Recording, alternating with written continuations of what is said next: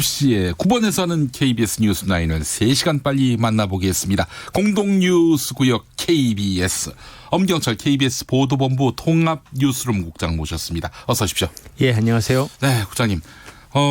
정부가 호르무즈 파병을 확대하기로 결정한 것. 이게 아마 오늘 탑뉴스가 되지 않겠나 하는 생각이 듭니다. 예, 그렇습니다. 아무래도 그동안 미국이 계속 요구해왔던 것에 대해서 정부의 결정이 나온 거여서요. 네. 고민 끝에 파병을 하되 그 미국이 주도하고 있는 그 호르무즈 호위 연합체라는 게 있는데 거기에는 참여하지 않고 네. 독자적으로 작전 지역을 확대하겠다. 거기 지금 청해부대가 파견돼 있거든요. 예. 청해부대가 어디에 있냐면 사우디아라비아 그 반도의 왼쪽 아프리카 쪽에 있는데 네. 그 반대인 오른쪽 이란 쪽으로 작전 지역을 확대하겠다. 네. 그러니까 그런 방식으로 지금 파병을 하기로 정부가 결정을 한 겁니다. 청해부대가 파견된 곳은 해적이 출몰하는 그렇습니다. 곳이고. 예, 아프리카 해적 퇴치 목적으로 가 있는 곳이고요. 호르무즈 파병은 좀 전혀 다른 맥락 아닙니까? 그렇습니다. 이란 쪽에 아무래도 지금 이란과 미국 사이에 대치 국면이 있는데 정부의 입장은 이렇습니다. 네. 중동 지역에 약 2만 5천 명 정도 교민이 살고 있고 네. 또 우리가 수입하는 원유의 약 70% 정도를 그쪽 통로를 통해 수입하고 있고 네. 뭐 1년에 한 900회 정도의 한국 선박들이 다니는 곳이기 때문에 네. 한국의 안전을 위해서 파병한다는 약간 그런 명분을 내세워서 미국과 이란이 동시에 통보를 한 걸로 알고 있습니다. 네. 미국에 통보했고 미국에서는 당연히 환영한다. 네. 뭐 기대한다는 입장이었고요. 예. 다만 이란이 조금 애매합니다. 한국의 결정을 이해하지만 네. 외교부가 밝히지는 않고 있지만 이란 측에서 입장을 뭐 따로 밝히긴 했다고 합니다. 네. 아마 일정 정도 우려가 포함된 입장이 아닐까 싶기도 하고요. 그래도 아주 적극적이고 아주 뭐랄까요? 정말 분노에 그 가득한 그런 예. 이런 항의 입장은 아닌 것 같네요. 아무래도 한국과 이란 사이에 수십 년간의 경제협력 관계가 있었기 때문에 네. 이란 측에서도 한국의 고민과 입장을 아예 모른 척하기는 어려울 것 같고 네. 뭐 그럼에도 불구하고 일정 정도 우려는 표명해야 되고 아마 그러지 않았을까 싶고요. 네. 반대로 결국 이 최종 결정은 그 대통령이 결정을 하는 거 아니겠습니까? 네. 그 군대를 파병하는 거니까 파견하는 거니까. 네. 근데 가장 여러 가지 분석이 나오고 있는데 가장 큰 고민은 향후 남북 간의 개별 사업, 관광이라든가 네. 이런 걸 하려면 아무래도 미국과의 관계가 순조로워야 되는데 네. 이 부분을 고려해서 아마 이번 파견을 결정했다 이런 분석들이 가장 많습니다. 아, 그렇군요. 미국과의 협상 테이블에 사실 이 이란 파병뿐만 아니라 예. 방위비 분담금 있습니다. 인상 문제도 있지 않습니까? 예. 이건 또 어떻게 풀어갈지.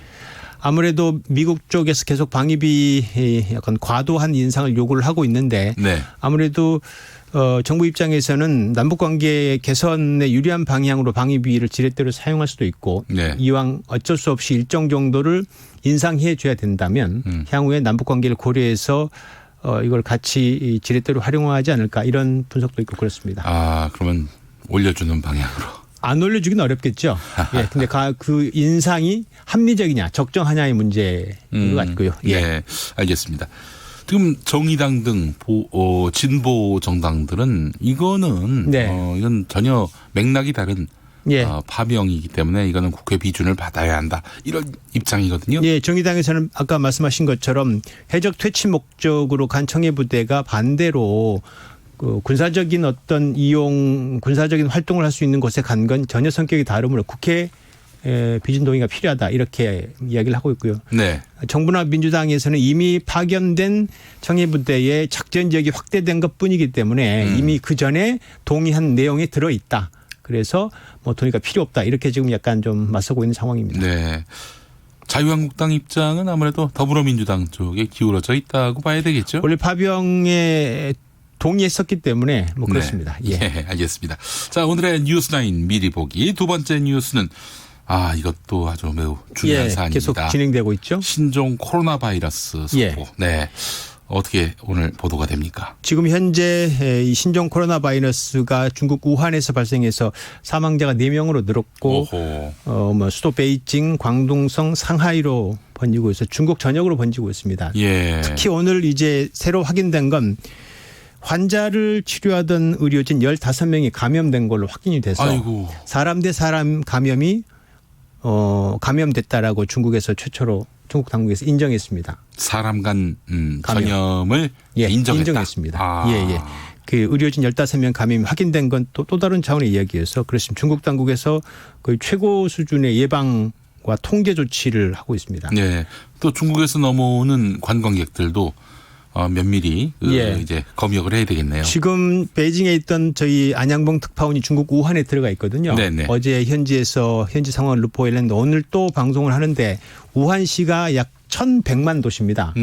그런데 역과 공항이 인산인해라고 합니다. 우한을 탈출하기 위해서. 오호. 왜냐하면 그 거의 모든 시장들이 폐쇄가 되고 사람 모이는 곳에 사람들이 못 가고 마스크를 쓰고 다니면서 네. 우한을 벗어나기 위해서 뭐 여기저기 아무튼 모든 교통수단으로 탈출하려고 하고 있는데 문제는 우한 출신들을 또 중국인들이 기피한다고 합니다. 아, 이것 때문에. 그래요? 그래서 2중 3중의 고통을 겪고 있다. 이런 소식들을 전해 왔습니다. 아이고. 예. 알겠습니다. 국내 상황은 네. 현재 유증상자가 지금 3명 더 있는데 저녁에 확진 여부를 판단할 것 같고요. 네. 한 명 격리되어 있는 확진 판정자로 폐렴 증상까지는 가지 않았다고 합니다. 중국에서 넘어온 분. 예, 그렇습니다. 네. 코로나 바이러스 감염됐긴 했는데 그게 폐렴까지 넘어가지 않고 안정적이다. 네. 뭐 이렇게 지금 나와 있습니다. 알겠습니다. 대주주의 거수기라고 비아냥받아온 예. 사회이사에 대해서 정부가 사회이사 요건을 강화하는 상법 시행령을 국무회의에서 통과했는데 자 어떻게 바뀌는 겁니까? 이게 사회이사를 4분의 1 정도를 사회이사를 두도록 되어 있는데 현재 임기와 관련해서 정부가 의결한 사항이 6년 이상을 못하도록 했습니다. 지금 9년까지 되어 있는데 그 이사회는 아시겠지만 그 대기업의 의사결정의 최종 의결 기구입니다. 물론 주주총회에서 가장 큰 결정을 하지만 근데 지금 이사회가 대부분 거수기 역할을 해서 특히 대기업 집단의 최대 주주의 거수기 역할밖에 못해서 원래 취지의 역할을 하지 못한다고 해서 정부가 지금 재벌 개혁의 일환으로 상법을 개정한 거죠. 네. 이제 보통 아시겠지만 한진 같은 경우에도 사회이사 대부분이 그 한진에서 세운 로펌의 변호사거나 한진가와 각별한 관계가 있는 사람들이 대부분 사회이사를 하는 방식으로 거의 거수기 역할을 하고 있거든요. 네네. 그래서 대부분 뭐 거의 모든 안건들을 다 100% 찬성하는 상황이 벌어져서 네. 이 사회를 정상적으로 작동시키기 위해서 정부가 지금 재벌개혁 입법으로 상법을 오늘 통과시킨 겁니다. 아, 이것도 역시 재벌개혁 입법의 일환이었군요. 네, 그렇습니다. 예. 알겠습니다. 자, 국장님. 그 론스타 탐사보도 시리즈 지난 예. 시간에 KBS가 의욕적으로 보도했는데 어떻게 이 후속 움직임이 있습니까? 오늘 국회에서 기자회견이 있었습니다.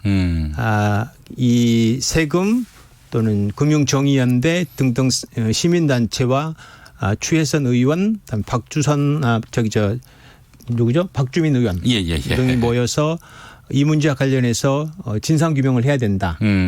정부가 기존에 대응하는 방식으로 계속 대응해서는 안 되고 네. 산업자본의 논리를 가지고 다시 대응해야 된다라는 촉구하는 기자회견을 해서 오늘 관련 보도를 할 예정입니다. 아, 예. 오늘 후속 보도가 나오는군요. 네. 예, 알겠습니다.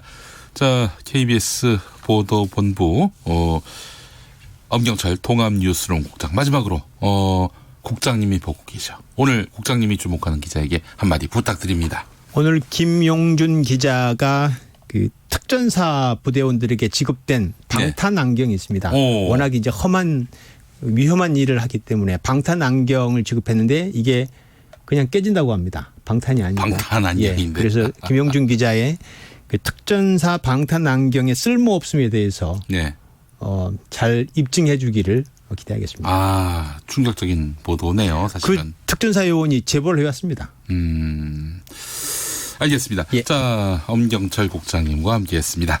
공동뉴스 구역 KBS. 네, 수고 많이 하셨습니다. 네, 고맙습니다. 네, 라디오 정보센터 가보겠습니다. 조진주 씨.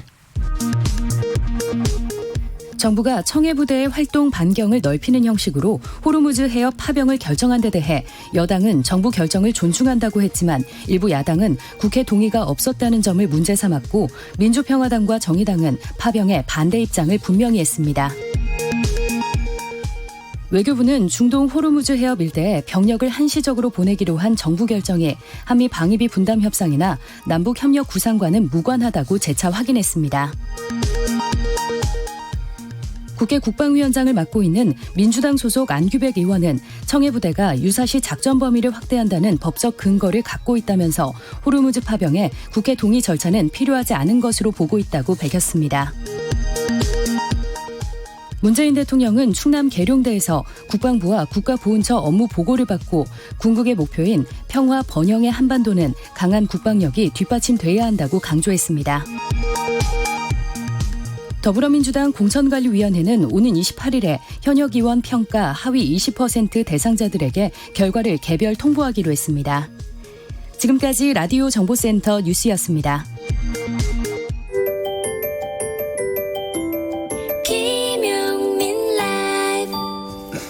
잠깐 인터뷰 이어가겠습니다. 여야가 총선 인재 영입에 공을 들이고 있습니다. 오늘까지 더불어민주당은 11명, 자유한국당은 6명의 영입 인재를 발표했는데 자, 그 가운데 한 분입니다. 최연소 기초의원 출신인데요. 정치평론가로도 활동하고 있고 TV에서 많이 보셨을 거예요. 자유한국당의 5번째 영입 인재. 김병민 경희대학교 행정학과 개관교수 오셨어요. 어서 오십시오. 네, 안녕하세요. 반갑습니다. 네, 목소리가 아마 익숙하신 분들 많이 계실 겁니다.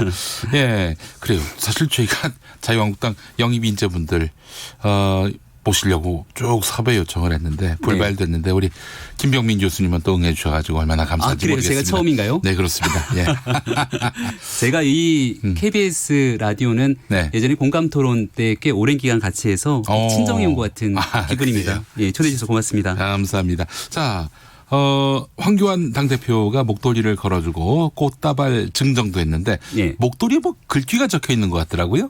예, 목도리라기보다는 수건 같은 걸 마련한 것 수건이요. 같아요. 네. 목도리가 더 어울리는 것 같은데. 예. 이 당시에 이제 젊은 청년들이 또 함께하고 있어서 네. 정치는 내가 바꾼다라고 하는 이런 키워드를 당에서 마련한 것 같습니다. 그 목도리, 그 이제 뭐 수건에 적혀 있는 글귀가 글귀가 정치는 내가 바꾼다. 그래서 그래서 이번 총선 같은 경우는 여야 할 것 없이 우리가 네. 20대 국회의 모습을 보면서 많은 국민들께서 좀 바꿨으면 좋겠다라는 네. 얘기 많이 하시는데요. 예. 그중에서 뭐 세대 교체 얘기 이런 것도 많이 나오는 만큼 그런 부분들에 대한 메시지를 좀 강조하고 싶었던 게 아닌가 싶습니다. 네. 그 자유한국당에서 영입 제안을 하면서 뭐 여러 가지 또 제안이나 기대를 예. 또 밝혔을 것 같아요. 네. 뭐라고 이야기하던가요? 그러니까 방금 전에 얘기했던 것처럼 이번 총선에서는 세대 교체에 좀 방점을 찍는 것이 어떨까라고 하는 고민을 갖고 있는 것 같고 제가 올해 나이가 한국 나이로 39, 만 38이거든요. 네. 그러다 보니까 저는 제 나이가 그렇게 적다고 생각하지는 않습니다만 네. 일단 이렇게 한 30대, 40대 젊은 정치인들로 좀 바뀌어야 되는 것 아니냐라고 하는 너무 목소리들을 적어요. 사실 그 수가. 네, 그런 부분들을 강조하고 싶었던 것 같고 네. 두 번째는 지난 기간 동안 한국당이 굉장히 좀 어려운 정당의 상황에 놓여 있었습니다. 네. 그중에 제일 중요한 것은 대국민 소통의 과정들을 좀 경험을 하고 네. 이걸 강조해야 되는데 이런 부분들이 조금 열세로 느꼈다라고 생각하는 것 같고 네. 그런 측면에서 언론 그리고 대국민 소통 그리고 조금 젊은 청년들과의 소통에 적극적인 역할을 해줬으면 좋겠다라는 게 아마도 당에서 저에게 기대하고 있는 바가 아닐까 싶습니다. 네. 방송에서 많이 볼 수 있는 분이니까 이런 분이 또 자유한국당의 그 목소리가 된다면은 굉장히 당이 탄력을 받을 수 있겠다 이렇게 판단한 것 같습니다. 네, 덕담 고맙습니다. 최연소 기초의원 출신이라고 제가 소개를 했는데 네. 어디서 그 기초의원 하셨어요? 제가 만 28살에 서울 네. 서초구에서 기초의원을 20대 때. 네, 했고요. 대학에서 제가 경희대학교에서 학생회장을 했습니다. 그러면서 자연스럽게 공동체에서 뭔가 할 수 있는 역할, 경험 이런 부분들을 좀 고민하게 됐고요. 예. 정치를 어떻게 하면 정말 제대로 배울 수 있을까 생각하다가 바닥에 있는 기초부터 성장해가는 모습들이 외국 정치에서는 굉장히 흔한 모습이거든요. 그럼요. 또 자유한국당 내 지금은 의원직을 잃었습니다만 황영철 의원 같은 분은 뭐 군의원부터 시작한 걸로 알고 있습니다. 기초의회가 처음 출범되던 순간부터 기초의회부터 국회까지 쭉 승승장구했고 그래서 황영철 의원과도 많이 소통하면서 그런 정치인의 모습들을 좀 그렸으면 좋겠다 생각을 하고 그 당시 기초의원 했습니다. 네, 그렇군요. 그 한나라당 때였죠? 네, 한나라당 때 2010년이고 그러면서 새누리당으로 당이 바뀌었죠. 네. 그 뭐 한나라당 시절부터 활동을 하신 분이기 때문에 이미 당내 인사 아닌가. 근데 인재 영입이라는 타이틀은 이게 좀 너무 자기적이지 않느냐 이런 지적도 있던데요. 어떻게 보세요? 그래서 제가 오늘 이 얘기는 꼭 드리고 싶은데요. 우리가 인재 영입을 총선을 앞두고 인재 영입을 하지 않습니까? 그러니까 정치 소비자들 입장에서는 4년에 한 번 기회가 오는 겁니다. 4년 동안 계속 봤던 이 정치인들 말고 네. 4년에 한 번 오는 거니까 새로운 인물, 신상품들을 좀 보일 수 있는 공간이겠다라는 생각이 드는데요. 그렇죠. 예.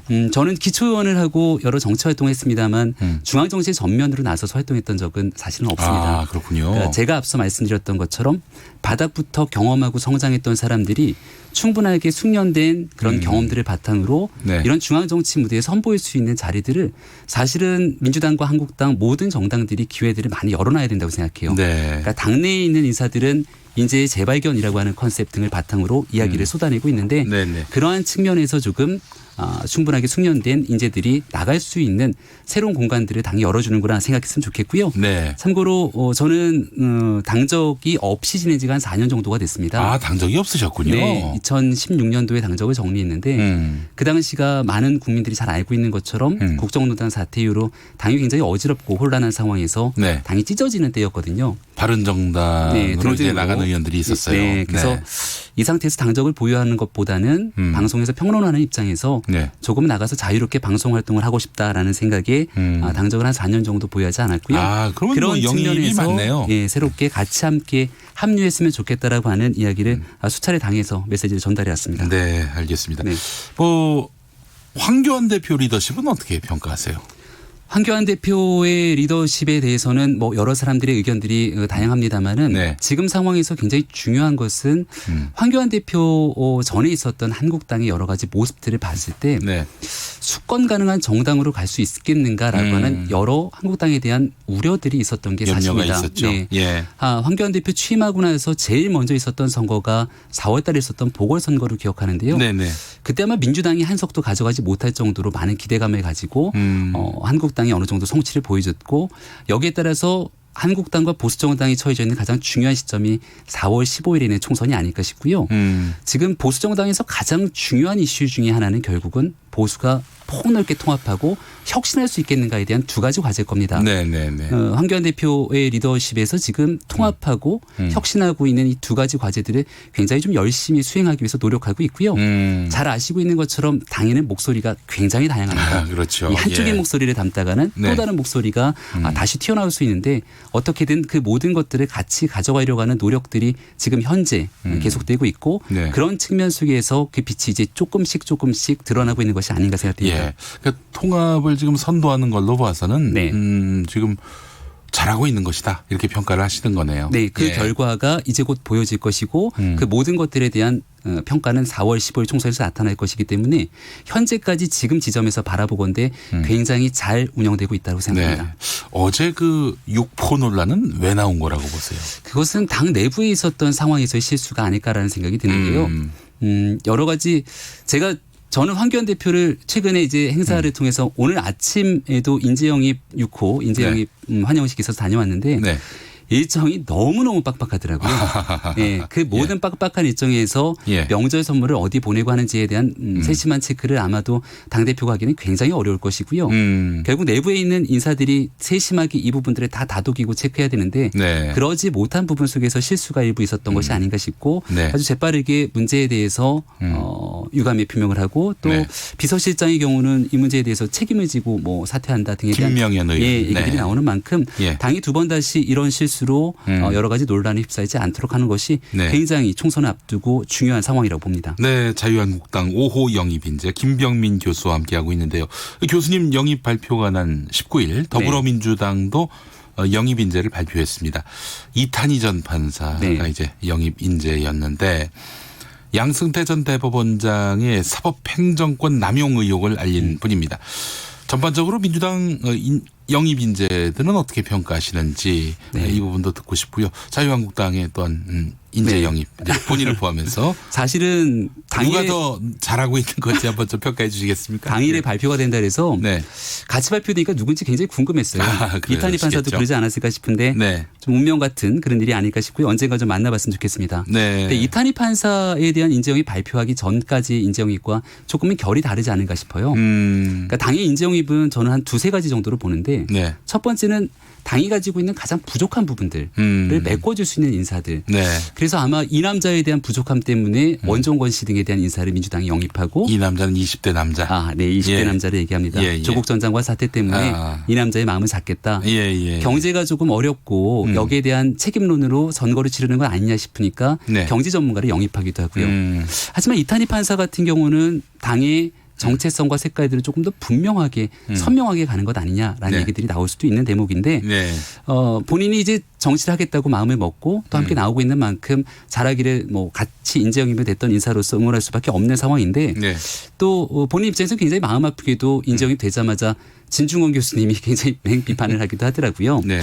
그러니까 그런 측면에서 바라보건데 이탄희 판사님의 얘기를 잠깐 드리면 지금 중요한 건 본인에 대한 정치적 의지와 뜻은 사법개혁에 앞장서겠다고 말씀하고 있는데 국민들이 바라보기에는 사법부가 오히려 삼권 분립 속에서의 정치적으로 치우치면서 신뢰를 잃은 것 아니냐라고 하는 비판의 여지 또한 있습니다. 그러니까 이런 부분들을 어떻게 잘 풀어가면서 특히 민주당 내에서도 있게 되는 이런 사법 신뢰를 회복하는 일들을 잘 펼쳐나가는 것이 사실상 중요한 과제라고 보고요. 네. 민주당과 한국당 모두 두 가지에서 전문성을 강화하거나 네. 아니면 부족한 부분들을 채우기 위한 인재 영입에 저마다 속도를 내고 있다고 생각합니다. 예.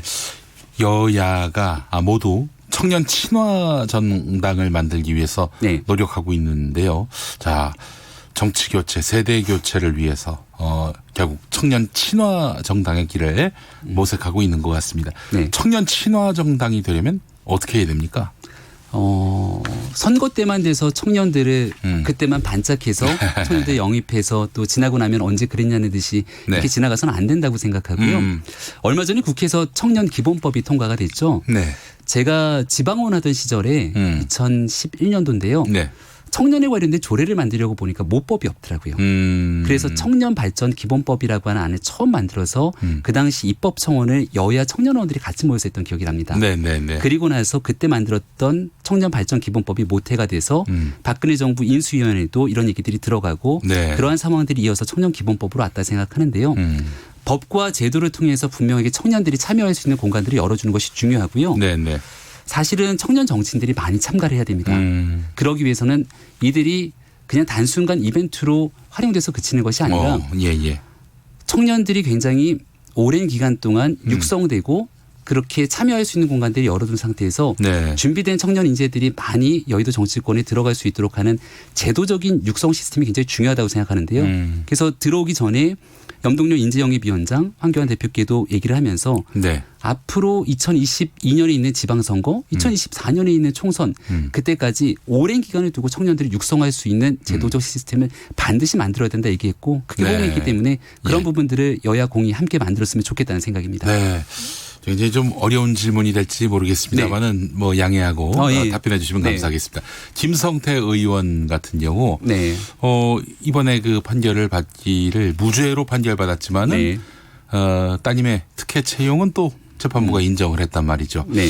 근데 뭐 김성태 의원의 공천에 대해서는 어떻게 생각하시는지요? 여야 공이 굉장히 큰 부담일 거라고 생각합니다. 네. 그러니까 여권 입장에서는 지금 가장 논란이 되고 있는 인사들이 있지 않습니까? 네. 그러니까 오늘만 하더라도 사실은 부동산 문제 때문에 김의겸 전 대변인 같은 경우에 이 공천 문제가 어떻게 되는 것이냐에 대한 네. 여러 가지 논란이 있는 것 같고요. 예. 김성태 의원 같은 경우에는 여기에 대해서 두 가지 측면들이 같이 존재하게 되는데 이러한 채용 문제에 관련돼서 네. 과연 도덕적으로 어느 정도까지 국민들의 눈높이를 맞출 수 있는 것인가에 대한 부분 하나. 예. 그리고 두 번째로는 우리가 김성태 원내대표를 생각하게 됐을 때 가장 먼저 떠오르게 되는 건 단식. 그리고 그때 이렇게 주먹을 막 맞아가면서 드루킹 특검을 관철시켰던 상황. 근데 공교롭게도 그리고 나서 이 문제를 바탕으로 검찰로부터 상당히 많은 얘기들이 지금 뭐 피의 사실 공표라든지 인권 문제라든지 이런 얘기들이 나옵니다만 결과적으로 뇌물도 기소가 됐고 1심 재판 결과 무죄가 나왔단 말입니다. 일단은 그게 네. 이제 한겨레 보도를 통해서 이렇게 제기됐던 문제인데 그리고 정치적인 그런 어떤 맥락이 있다고 보시는 거군요. 그러니까 정치적인 맥락이 있다라고 볼 수 있는 여지가 한 가지가 있고 두 번째는 그럼에도 불구하고 도덕적인 잣대에서 청년들의 눈높이를 맞추지 못한 것 아니냐라고는 두 가지 시각이 공존할 거라고 생각합니다. 여기 교수님은 그래 어떤 견해세요? 여기에 대해서 분명하게 당의 공천관리위원회가 할 수 있는 심사의 영역들이 있을 거라고 생각하고요. 제가 밖에 있는 평론가 입장이라면 충분하게 여러 가지 얘기들을 쏟아낼 수 있겠습니다만은 지금 현재 들어가 있는 상황 속에서 가타부타 현재 있는 정치인들의 공천 문제를 어떻게 하라라는 얘기를 제가 지금 드리는 건 매우 부적절하다고 생각합니다. 전에 황교안 대표가 특혜 채용, 특혜 진학 이거는 안 된다. 공천 안 주겠다. 이런 공언을 한 바가 있어가지고 자유한국당이 어떻게 이 문제를 바라볼지 이것도 사실 국민들의 관심사거든요. 이 문제와 맞물려서 최근에 정봉주 전 의원이 1심에서 무죄가 선고되고 난 다음에 총선에 출마하겠다라는 등에 대한 얘기들을 쭉 쏟아내고 있죠. 아마도 그런 문제에 대해서 국민들은 어떻게 바라보고 있을 것인지 등에 대한 문제와 다 같이 맞물려 있는 맥락이라고 보는데요. 특정 정당 하나의 소구에서 보는 것이 아니라 여야 공이 어떠한 방식으로 국민의 눈높이에 맞춘 공천들을 끌고 갈 수 있을 것인지 그리고 그런 것들을 통해서 어떻게 감동을 줄 수 있는지에 따라서 결국은 국민들이 평가할 것이기 때문에 그 몫은 온전히 국민에게 남겨지는 것이 아닌가 싶습니다. 알겠습니다. 여기까지 듣겠습니다. 경희대학교 행정학과 객원 교수인 김병민 교수와 함께했습니다. 오늘 말씀 잘 들었습니다. 네, 고맙습니다. 교통정보센터 갈 시간입니다. 6시 31분 지나고 있네요. 김한나 씨. 네, 이 시각 교통정보입니다. 남해 이지선 김해 방면으로 오늘 오후 1시쯤 가락나들목에서 발생한 트레일러 단독 사고 처리가 지금도 계속되고 있습니다. 현재는 정체가 조금 줄었는데요. 가락나들목 2km 정체되고 있고 이후로는 장유나들목에서도 짧게 속도 떨어집니다. 또 서울 외곽고속도로에 차가 많은데요. 현재 가장 길게 밀리는 구간은 일산에서 판교 방면으로 자유로에서 송내 17km 구간과 반대 판교에서 일산 쪽으로 하남분기점에서 판교 분기점 20km 길게 막히고 있고요. 용인서울고속도로 서울 쪽은 흥덕나들목에서 고기분기점 10km, 또 서수지에서 서판교나들목 7km 속도 떨어지고 있습니다. 서울 시내는 대부분 구간 정체되고 있는 가운데 한강 교량 강남 쪽으로 성산 북단에서 남단 사이 3차로에서 추돌 사고가 발생해서 정체되고 있고요. 이어지는 올림픽대로 공항 쪽으로는 청담대교에서 가양대교까지 밀리는데요. 1시간이 넘게 소요되겠습니다. KBS 교통정보센터였습니다.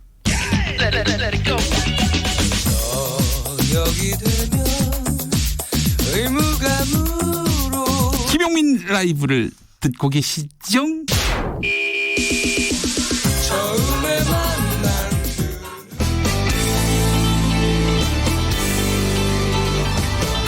딱 5분만 시간 주십시오. 5분 동안 대한민국 정당 소식을 국제심판처럼 공평하게 전해드립니다.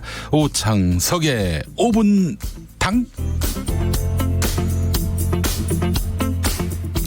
자, 5당 명예 대변인 오창석 시사평론가 어서 오십시오. 네, 안녕하세요. 오창석입니다. 네, 오늘 준비한 소식 짧고 굵게 전해주시기 바라겠습니다. 자, 제가 다 초를 재니까 정확하게 주요 정당 1분씩 이렇게 해주시기 바라겠습니다. 더불어민주당 소식부터 가보겠습니다. 시작. 네, 더불어민주당 잡힐 듯 잡히지 않는 20대 남자 이렇게 표현하고 싶은데요. 민주당 영입 인사 11호로 최길 건국대 산업대학원 겸임 교수가 영입이 됐습니다. 이 최 교수 같은 경우는 사실은 방위산업 첫 번째 박사라는 타이틀도 가지고 있는데요. 영입 3호였던 김병주 전 육군 대장에 이어서 국방 분야 두 번째 인재 영입이자 방위산업 전문가의 첫 사례라고도 합니다. 최겸인 교수 같은 경우는 단계적 모병제 도입을 언급을 하면서 언젠가는 여성의 군입대도 필요할 것이다라고 이야기를 남겼습니다. 여기에 대해서 이제 기자들이 조금 더 집중 질문을 하자 지금 당장 5년 안에는 현역 자원 병력이 부족하고 10년 후는 여성들도 의무적으로 군대를 가야만 하는 그런 세상이 올지도 모른다. 그런 경각심 차원에서 이야기를 했다고 합니다. 많은 사람들의 20대 남성의 마음을 잡기 위해서 발언한 것이 아니냐라고 했지만 발언을 통해서 20대 남성의 마음을 잡지는 못한 것으로 보입니다. 오, 정확하게 1분 만에 브리핑했습니다. 자, 좋습니다. 어떻게 보세요? 모병제 지지하십니까? 아니면 여성도 징병돼야 한다는 입장이십니까? 글쎄요, 저는 징집 대상이 대상이 되기보다는 모병제로 가다 보면은 여성의 그 복무 신청이 더 많아질 거라고 저는 생각을 합니다. 아, 그래요? 네. 여성 모병도 가능하게? 네, 가능할 거라고 생각을 하고 사실은 지금 이제 숙명여대와 같은 대학교에서 이미 여성 ROTC가 도입된 지 꽤 됐습니다. 아, 그렇군요. 네, 그렇기 때문에 여성들이 강제로 가는 것이 아닌 모병제로 전환했을 경우에 분명히 입대를 하고자 하는 여성들이 굉장히 많아질 것으로 보입니다. 알겠습니다. 자, 자유한국당 소식 시작. 네, 자유한국당 드디어 든든한 안보. 라고 표현을 하고 싶은데요. 네. 저는 자유한국당이 4.15 총선을 앞두고 신범철 박사를 영입했습니다. 한국국방연구원에서 북핵 문제를 비롯해서 외교 안보 분야의 연구활동을 펼쳐왔고 2011년에는 청와대 국가위기관리실 정책자문위원, 2013년에는 외교부 정책기획관으로 근무를 했습니다. 말 그대로 안보 전문가라고 할 수 있는데요. 네. 그동안의 영입과는 조금 다르게 정말 자유한국당이 오랜만에 자유한국당다운 영입을 했다. 라고 저는 평가를 해보고 싶습니다. 자유한국당이 그동안 굳건한 안보라든지 국방에 대한 이야기를 많이 하지 않았습니까? 네네. 사실 그 이전의 영입 인사 같은 경우는 자유한국당과는 조금 다른 느낌의 영입이었다라면은 이번 신범철 박사 같은 경우는 자유한국당에 굉장히 걸맞는 영입이다라고 생각을 하고 사실 북한과의 관계 개선에 있어서 해빙 무드도 좋지만 냉철한 현실 인식도 필요합니다. 그러한 부분에 있어서 신범철 박사가 역할을 하지 않을까 조심스럽게 내다볼 수가 있습니다. 오. 대단한데. 예, 알겠습니다. 자, 그래요. 자유한국당 소식 살펴봤습니다. 바른미래당 소식으로 이어가 보겠습니다. 시작. 네, 바른미래당 소식 전해드리도록 하겠습니다. 자나깨나 철수 생각이라고 표현하고 싶은데요. 예, 예.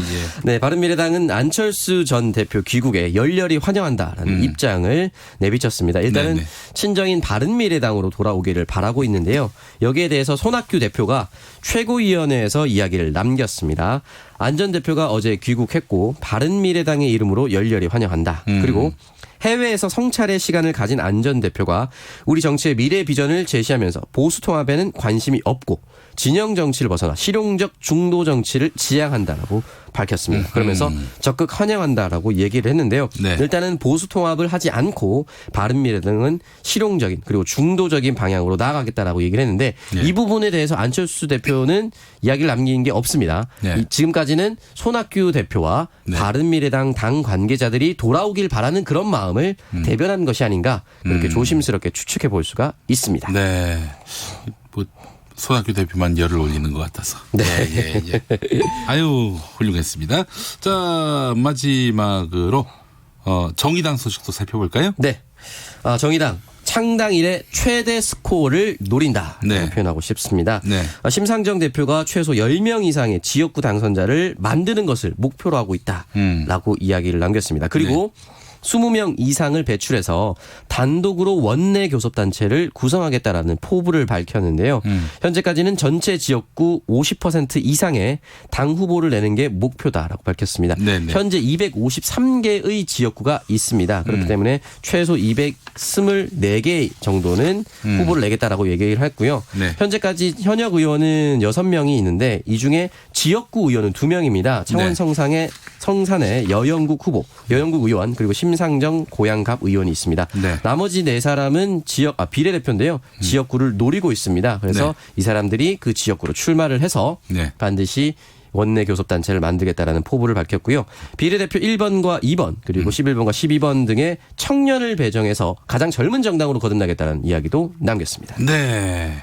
아유 깔끔합니다. 땡이 필요 없는 오창석 평론가. 자, 수고 많이 하셨는데 뭐 코너를 하나 또 준비해 오셨더만요. 네. 오늘의 출사표? 네. 이제 오늘부터 이제 본격적인 출사표를 던진 후보를 한 분씩 소개해 드릴까 합니다. 속도감 있게 전해 주시기 바라겠습니다. 네, 먼저 자유한국당입니다. 포항 북구의 자유한국당 예비 후보로 엄마부대 주옥순 대표가 공천을 신청을 했습니다. 그래요? 예, 네. 사실은 예전에 자유한국당 디지털 정당위 부위원장을 영입했기 때문에 당내 인사로 분류할 수가 있고 포항 출신입니다. 네. 그리고 태극기 집회에서 아베 수상님 국민의 한 사람으로서 진심으로 사죄드립니다. 라는 이런 발언을 남겨서 국민들의 비판을 받기도 했습니다. 네. 그리고 지금 현재 전두환 씨의 재판이 진행되고 있는데요. 전 씨가 이제 불출석하도록 허가해 준 장동혁 전 부장판사가 대전 지역으로 자유한국당에 깃발을 걸고 출마할 것이다. 네. 라고 이야기를 남겼습니다. 네. 그리고 한 명만 더. 네. 정의당의 권영국 예비 후보가 경주에 출마를 선언했습니다. 권영국 후보 같은 경우는 용산 참사 진상규명단의 조사팀장이었고 세월호 조사 특위위원장이었습니다. 지난번에는 경주에 무소속으로 출마해서 15.9%라는 득표를 해서 아주 돌풍을 일으켰는데요. 이번에는 정의당으로 출마를 하겠다고 했습니다. 네, 알겠습니다. 자, 오창석 평론가 수고 많이 하셨습니다. 네, 고맙습니다. 네, 청취자들 이름 좀 보내달라고 했어요. 이렇게 해서 신고해달라고 했는데, 자, 고점수님, 저는 고점수입니다. 점수가 높으시군요. 네, 고점수님 감사하고요.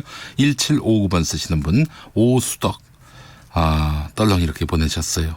4539번 쓰시는 분 전송미 이런 말씀하셨고, K77170533 이 계정 쓰시는 분은 이름이 염치업. 독특한 이름이네요. 이한열입니다. 별명은 열사입니다. 라고 하셨고요. 8737번 쓰시는 분, 저는 구리 택시기사인 전억조입니다. 아이고, 전억조님. 멋진 이름이십니다. 예. 아주, 가치가, 높은 이름인 것 같습니다. 자, 7238번 쓰시는 분, 친할아버지 이름이 이화수분입니다. 이름이 석자시군요. 이화수분. 네.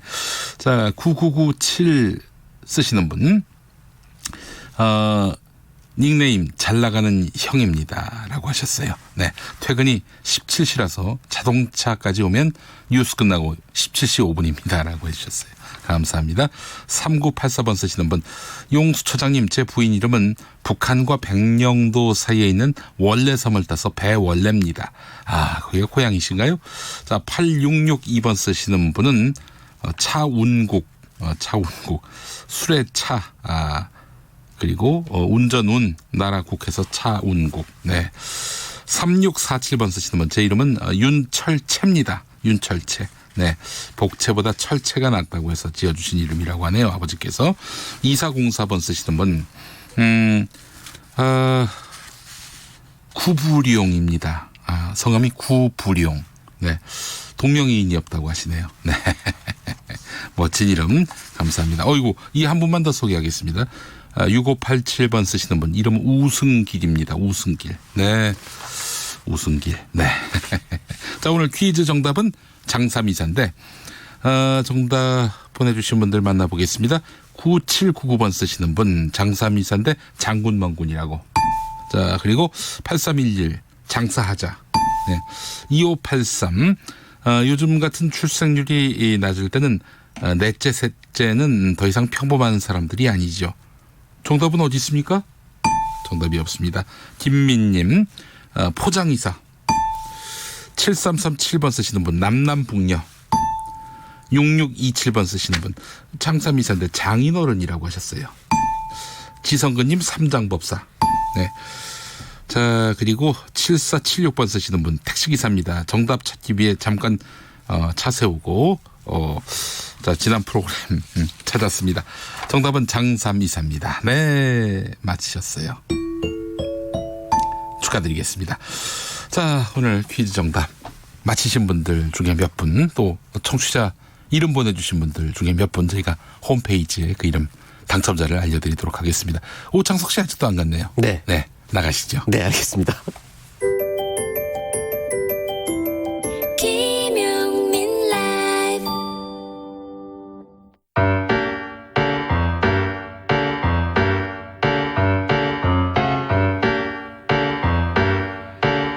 정치 캐스터, 우리말로 하면 정치 해설사 김성회 소장과 함께하겠습니다. 국회 안팎에서 쏟아지는 말말말, 그 말 속에 숨어있는 정치적 의도 낱낱이 파헤쳐주는 분입니다. 이분 만나겠습니다. 정치의 속내, 정치연구소 싱크와이 김성회 소장, 어서 오세요. 네, 안녕하세요. 네, 자, 오늘 정치의 속내 코너 주제가 거침없이 앞으로라고요? 네, 그렇습니다. 예, 좌고우면하지 않고 앞으로 달리는 사람들 특집입니다. 자, 좌고우면하지 않고 거침없이 달려가는 사람, 누구 먼저 꼽으시겠습니까? 일단 더불어민주당의 김혜영 최고위원 꼽아보겠습니다. 김혜영 최고위원. 예. 저희가 일부 시간에 문희상 국회의장 공천 세습 논란에 대해서 언급한 그 육성을 들려드렸어요. 네네. 네. 이 발언에 대해서 어떻게 평가를 하세요? 저는 그것이 이제 민주당의 건강성을 한 측면으로 보여준다고 생각을 합니다. 이게 최고위원회라는 게 월수금 아침 9시에 30분 동안 회의를 하는 거거든요. 날마다 하는 게 아니군요. 예, 월수금만 하고 화목은 원내대표 회의를 하고 이렇게 번갈아 가면서 합니다. 그럼 이제 여기 나와서 한마디씩 하면 기자들이 가장 많이 모여있는 자리이기 때문에 주목을 끌게 되거든요. 네네네. 근데 워낙 많은 사람이 말을 하니까 그렇다고 해서 탑뉴스가 되질 않는데 이번에 이것이 뉴스가 된 것은 그 언론에서 좀 많이 문제 제기를 하고 있었죠. 세습 네. 논란이 벌어지고 있는데 네. 그것에 대해서 당내에서 건강한 목소리가 나오는 거죠. 그리고 이제 잘 아시겠지만 김혜영 최고위원은 이게 처음이 아니고 우리 조국 장관 임명과 관련된 논란이 벌어졌을 당시에도 네. 예, 쓴소리를 한번 한 적이 있습니다. 그래서 이제 뭐 한편으로는 비판을 받고 한편으로는 용기 있는 발언이라는 이야기를 듣는데 저는 기본적으로는 정당엔 좀 정당 내에선 이런 건강한 토의가 이루어져야 된다고 보는데요. 이게 또 동네에 가서 어떻게 되느냐도 또 같이 변수거든요. 근데 이제 이분 같은 경우는 부산 연제구가 지역구잖아요. 네. 지난번 선거에 한 번에 나와서 한 번에 당선이 되긴 했는데. 연제구에서 더불어민주당 후보가 당선된다는 것은 참 신기한 일입니다, 사실. 예, 드문 예. 일이죠. 예. 잘생긴 얼굴을 보면 꽤나 잘 살았을 사람 같지만 예. 고모집에 얹혀 살면서 고등학교 때 사고를 많이 쳐서 4년 학교를 다녔어요. 이런 얘기 해도 되는지 모르겠는데. 아니, 하여튼 뭐 입지전적인 인물이라는 얘기 많이 들었어요. 흑수저의 전형이죠. 예. 그래서 3개월 수능 시험을 준비해서 부산대 법대를 들어갔다라는 소문이 있을 정도로. 그렇군요. 예, 변호사입니다. 예, 그렇습니다. 변호사예요. 그래서 사법고시도 합격하고 이제 이를 악물고 사는 캐릭터인데 그렇기 때문에 당에서도 이런 목소리를 낼 수 있었고 이게 이제 청년 몫으로 최고위원회 이제 들어온 것이거든요. 그래서 좀 이런 쓴소리를 앞으로도 계속 그러니까 사실 문희상 그 의장의 아들 세습 논란은 양쪽 측면이 있긴 있습니다. 아들이라고 정치를 못하게 할 수는 또 없는 노릇이니까 지역에서 선거를 통해서 뽑으면 되지 않느냐라는 의견과 어쨌든 지역에서는 너무 유리하니까 직접 이어받는 형태는 안 된다라는 논란들이 벌어지고 있어서 민주당도 이 지역을 전략 공천 지역 그러니까 일단 유보 지역으로 묶었죠. 전략 공천 지역으로 묶으면 경선을 하거나 전략 공천을 하거나 정해서 할 것인데 여튼 이제 유권자들의 이야기를 듣는 순서가 됐는데요. 여기서 이제 한마디 따끔하게 한 것은 저는 당을 위해선 좋은 일이었다고 생각을 합니다. 네, 알겠습니다. 높은 점수를 드리겠습니다. 당내에서 이런 쓴소리, 다른 목소리를 내는 정치인들이 더불어민주당에 있어요. 뭐 금태섭 의원이라든지 박용진 의원이라든지 좀 말씀하신 김혜영 최고위원. 이분들이 당내 쓴소리를 계속 이어가는 이유와 속내는 어떻게 봐야 하는지. 그러니까 사실은 이제 예전에 비해서는 당이 정비가 많이 돼서 그러니까 쓴소리를 안 하는 게 아니거든요. 주로 이제 의원총회, 그것도 이제 비공개 의총에서 당 그 국회의원들끼리 치고받고 엄청나게 싸움을 합니다. 네.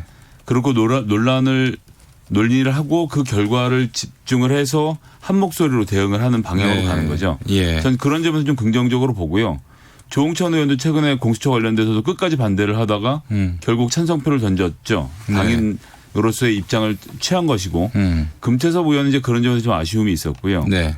그렇기 때문에 안에서 논의가 건강하게 벌어지고 있는데 이것이 바깥에 나와서까지 큰 소리가 나지 않는다고 해서 민주당이 일사불란하게 뭔가 딱딱 진행된다라고 생각하시는 것은 좀 무리가 있다고 보고요. 내부에서도 치열한 토론이 벌어지고 있다. 네. 그리고 또 나와서 이야기하는 분도 계시고 뭐 이런 것들이 섞여서 시끌벅적한 것이 민주주의가 아닌가 싶습니다. 알겠습니다. 자, 다음 두 번째로 소개해 주실 거침없는 인물 누굽니까? 예, 국회의장까지 거치고 국회 5선 의원이죠. 김영호 자유한국당 공천관리위원장. 지금은 전 의원이죠. 예, 전 의원이죠. 예. 자, 그분은 왜요?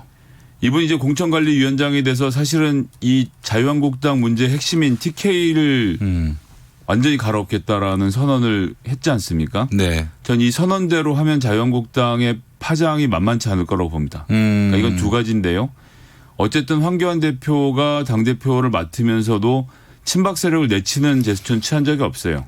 그런데 공천관리위원장으로 친이계로 분리되는 김영호 전 국회의장을 뭐 영입이라고 좀 그렇고 이제 모셔서 이야기를 했고 일성으로 TK를 물갈이를 하겠다라고 한 이상 하지 않을 수 없는 상태일 텐데. 네. 근데 이제 또 거꾸로는 황교안 대표의 측근들도 다 친박이기도 하고 이런 문제들을 어떻게 정리할지에 대해서 좀 난맥상이 있다고 보는데 황교안 대표가 정말로 개혁을 할 생각으로 김영호 전 국회의장을 불렀고 김영호 전 국회의장이 말했던 대로 그 TK에서 아주 대대적인 물갈이를 하면 저는 이것이 자유한국당 총선에 큰 도움을 줄 거라고 봅니다. 그렇기 때문에 본인 말씀하신 대로 직진을 쭉 하셨으면 좋겠다는 의미에서 좀 언급해봤습니다. 네, 그래요. 김형우 전 국회의장 공천관리위원장이고요. 예.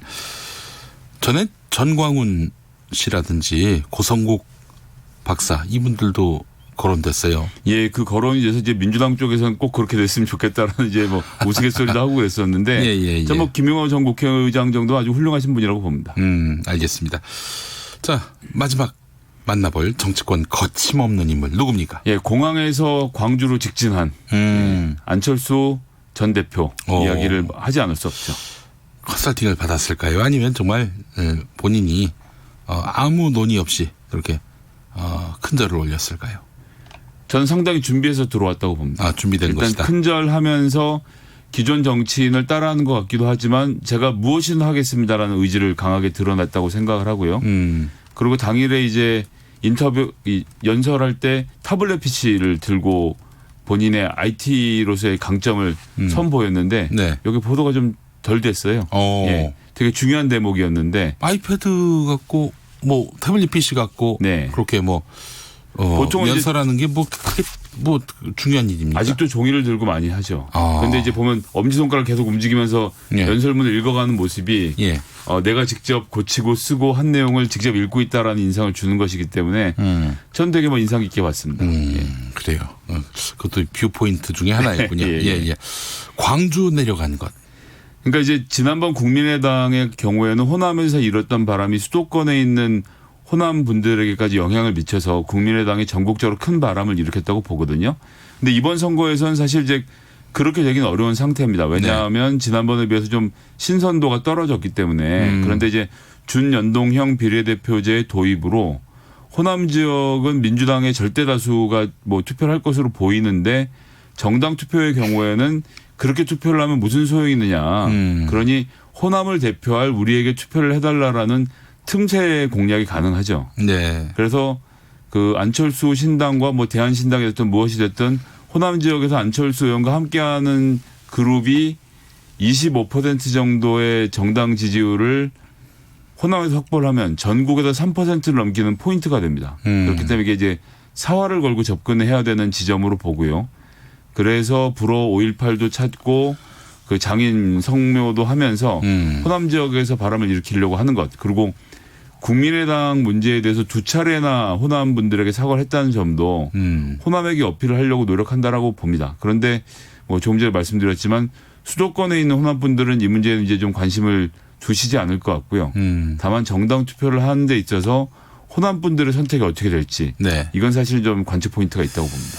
사실 저는 굉장히 공학적 계산을 많이 하지 않겠는가 정치를 재개한다면 그렇게 조심스럽게 추정을 했었는데요. 그러니까 말하자면 보수 쪽에 가서 내가 미래 시대를 선도할 지도자다 이런 이미지를 갖고 지지세를 모으려 하지 않겠는가 이런 추측을 했는데 사실 국민의당 창당 때에 그 구도로 돌아가는 것 같아서 이거 상당히 많은 모색이 있었구나 하는 생각이 들었어요. 준연동형 비례대표제 하에서는 자유한국당에 들어가서 한 사람의 대권 주자로 있을 이유가 전혀 없죠. 밖에서 승부를 봐서 뭐 본인 목표는 원내 교섭단체 확보일 텐데 어떻게 될지 지켜봐야 되지만 하여튼 10명 가까운 국회의원을 만들어 놓은 다음에 대선에서의 합치는 승부를 볼 겁니다. 그래서 그 안철수 대표가 오늘도 얘기했지만 이게 흩어져 있는 상태에서 총선을 치르는 게 더 낫다. 그리고 총선 이후에 모이자는 얘기를 넌지시 했거든요.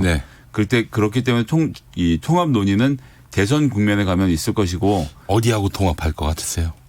대선에 되면 반문 세력은 다 결집하자라는 구호를 걸고 자유한국당의 대선 주자가 되려고 할 것으로 전 예측을 하고 있습니다. 반문 주자. 다음 대통령 선거에 문재인 대통령이 출마를 하지는 않지 않습니까? 어쨌든 선거운동 기간에는 그렇게 해서 힘을 모을 수밖에 없는 상태가 되겠죠. 도리어 문재인 대통령과 가깝다는 인상을 주지 않는 후보가 나올 경우는 그 구상이 어그러지는 거 아닙니까? 뭐 그렇다 하더라도 어쨌든 그럼 반민주당으로 이름을 바꿔서라도 어쨌거나 자유한국당과 그냥 합치는 명분은 없을 테니까 그런 식으로 명분을 찾아가야 할 거라고 보고요. 지난번에 이제 천하 3분지계에서 실패한 거 아닙니까? 그렇기 때문에 이번에는 이제 민주당과는 배척 관계를 유지하면서 나머지 세력들을 규합해서 대선에 뛰어들려고 할 것이고 예. 이 밑거름으로 이번 총선에서 비례대표 중심으로 상당 의석을 확보하는 것을 노릴 것이다. 네. 예, 이렇게 봅니다. 알겠습니다. 영입 인사들 아까 김병민 교수 잠깐 만나봤는데 영입 인사들이 이번 총선에서 어떤 변수가 될지 이 부분에 대해서 생각 안 해보셨습니까? 사실은 이제 민주당의 경우에는 지난번 총선 때는 워낙 당이 시끄러웠잖아요. 네. 그래서 이 시끄러운 당을 누가 구원할 것인가라는 구도로 어벤져스라는 그림이 그려졌던 거고요. 네네. 그 영입 인사가 소용이 있었던 거고 이번에 영입 인사 면면을 보면 지난번에 못지않은 구성이 되어 있는데 당이 그냥 탄탄하게 뭐 이제 소위 말하는 정규군 형태로 잘 정비를 하고 있으니까 네네. 이분들이 당을 구원한다 이런 느낌을 주고 있는 상태는 아니거든요. 그렇죠. 그렇기 때문에 지난번에 비해서는 좀 파장이 적다라고 생각하고요. 반면에 자유한국당은 제가 좀 아쉬운 것은 이렇게 자유한국당이 변화할 것이다라는 큰 그림을 보여줄 수 있는 예를 들어 박근혜 대표 시절에 그 경제민주화를 크게 걸면서 이렇게 작업을 했었잖아요. 네네. 이런 정도의 사이즈의 그림이 나와야 되는데 김종인 대표 정도 급을 영입을 해서 큰 그림을 바꾸는 것을 해야 되는데 그런 부분에서 좀 아쉬움이 있네요. 네, 알겠습니다. 자, 오늘 김성회 소장과 함께한 시간이었습니다. 말씀 잘 들었습니다. 네, 감사합니다. 정치연구소 싱크와의 김성회 소장이었습니다. 김용민 라이브 마치겠습니다. 내일 5시 5분에 돌아옵니다. 좋은 저녁 보내십시오. 영천 고속도로에서 연쇄 추돌 사고가 잇따랐습니다. 이 사고로 7명이 승용차와 화물차 등 차량